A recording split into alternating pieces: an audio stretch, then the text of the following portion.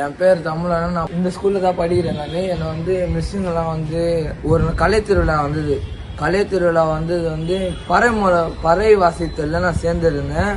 அதுக்கு வந்து மூலயத்துலேருந்து நான் வாசித்தேன். மிஸ்ஸு சீனிவாஸ் சாரும் மீனாட்சி மிஸ்ஸும் 2 பேரும் சேர்ந்து ஏன்டா நீ ஸ்கூலுக்கு வர படிக்காதடா, எப்போ பார்த்தாலும் அந்த கலை திருவிழா முடிந்ததுலேருந்து இதுமாரி தான் சொல்லிட்டுருக்காங்க.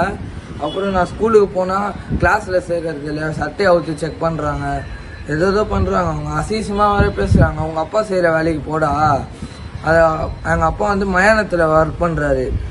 எங்கள் அப்பா வந்து உங்கள் அப்பா செய்கிற வேலைக்கே போயிடுறா, நீ ஏன்டா ஸ்கூலுக்கு வர, உனக்கு படிப்புலாம் ஏறாது, ஸ்கூலுக்கு வர, கிளாஸுக்கு போனால் கிளாஸுக்கு வராதரா, நான்லாம் படிப்பு சொல்லித்தர மாட்டேன், படிப்பே சொல்லித்தர மாட்டேன், கீழே போய் உட்காருன்றாங்க. நான் கீழே வந்து HM மேம் என்ன சொன்னாங்கன்னா, நீ வந்து படிக்கணும், எக்ஸாம் வருது, நீ போய் கிளாஸில் உட்காரா சொன்னாங்கன்னா, மிஸ் என்ன சொல்கிறாங்க, நீலாம் கிளாஸுக்கு வராது, நான்லாம் சொல்லித்தர மாட்டேன் உனக்கு, நீ கீழே போய் உட்காரு அப்படின்னாங்க.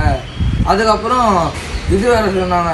அதுக்கப்புறம் மிஸ் என்ன சொன்னாங்கன்னா, HM மிஸ் என்ன சொன்னாங்கன்னா, மேலே போயிட்டு படுறான்னு சொன்னாங்க. படுறான்னு சொல்லிட்டு போய் சட்டையெல்லாம் ஊற்றி செக் பண்ணுறாங்க. மிஸ்ஸு சட்டையை ஃபுல்லாக ஊற்றுட்டு உடம்புலாம் காமிச்சிட்டு இங்கே ஃபேண்ட் ஃபைட்டில் செக் பண்ணி வாட்சை பிடிங்கி தூக்கி அடிக்கிறாங்க ஓரமாக.